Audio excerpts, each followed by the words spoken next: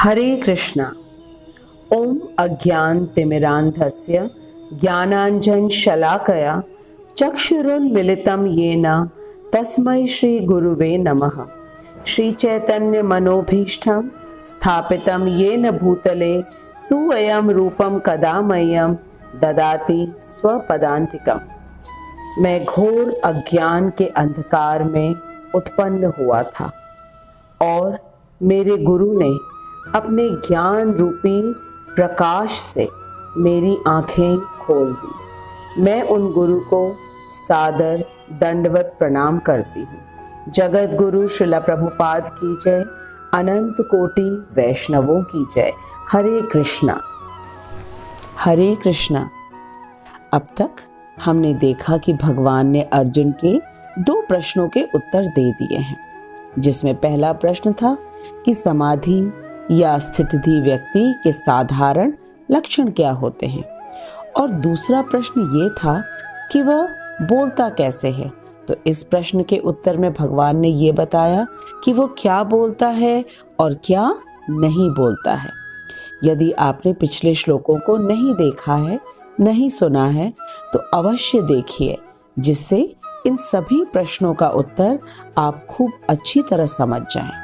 अब आइए हम श्लोक संख्या 58 का वाचन करते हैं। यदा संहर्ते चायं कूर्मोऽङ्गनीव सर्वशः इन्द्रियाणि इन्द्रियेभ्यः तस्य प्रज्ञा प्रतिष्ठिता।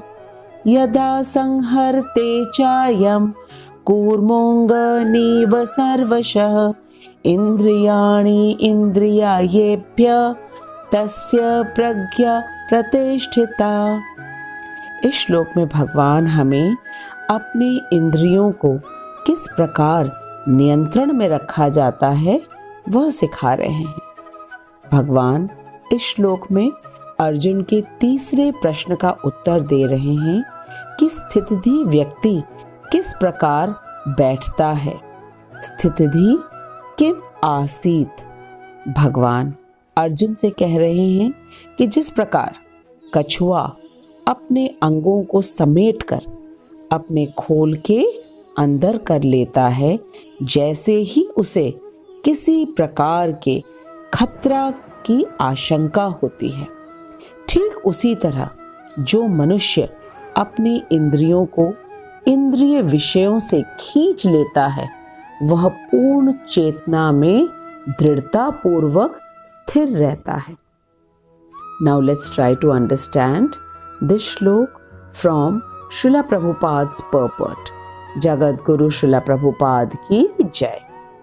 Srila Prabhupada says that unless a person is fixed in Krishna consciousness, it is very difficult for him to control his senses from the attractions of the sense objects. Amongst all the sense organs, tongue is the most powerful one. The desire to taste and speak is very difficult to control.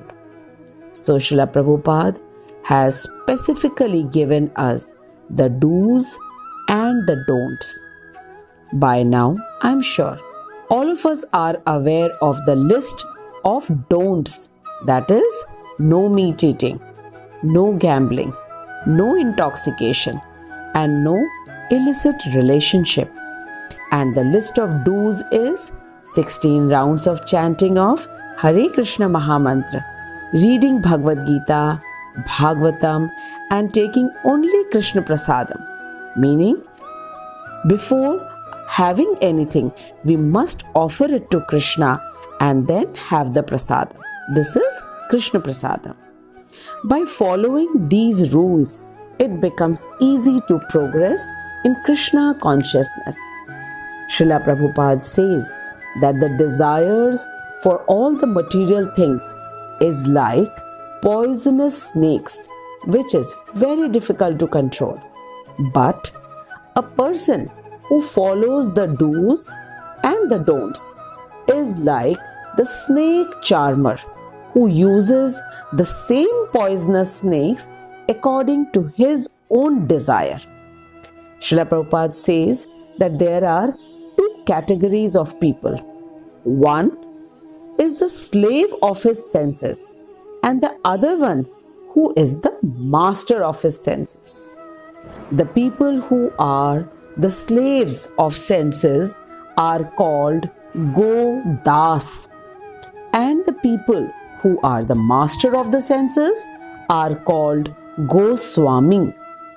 Go means senses, and the people who use all their senses only for Krishna, which means using eyes to see the beautiful deity of Krishna, ears to listen about the beautiful pastimes of Sri Krishna, then speaking only about Krishna and everything related to Sri Krishna, then having only Krishna Prasadam. So, such a person is using all his senses only and only for the pleasure of Sri Krishna. And when he comes across something which is not related to Krishna, then he immediately withdraws or pulls back all his sense organs like a tortoise, pulls back all its limbs under his shell and remains still till he feels the danger around. And when the appropriate time comes, he comes out of his shell. Similarly, the senses of a Krishna conscious person is used only for some particular purpose in the service of the Lord and are otherwise withdrawn.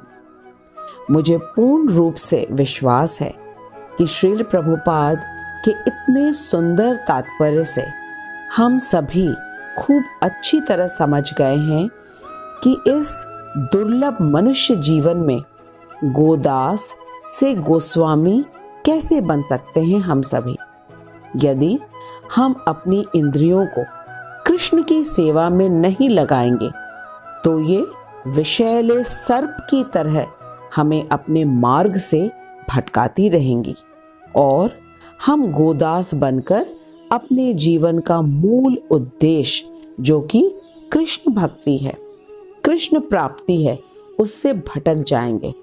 और यदि हम अपने इंद्रियों को अपने नियंत्रण में रखेंगे, जैसे कछुआ अपने अंगों को छुपा लेता है और उचित समय पर ही अपने खोल से बाहर आता है, तो हम गोस्वामी बन जाएंगे और इस प्रकार हम अपने मनुष्य जीवन का सदुपयोग कर सकते हैं और गोदास से गोस्वामी बनना हमारे लिए संभव हो जाएगा और कृष्ण भक्ति में दृढ़ता से समाधि में स्थित रह सकेंगे।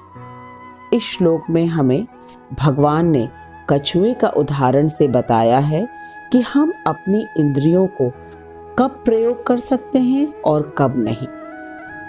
जब मंदराचल पर्वत को भगवान ने अपनी पीठ पर धारण किया था समुद्र मंथन के लिए, उस समय भगवान का कूर्म अवतार हुआ था।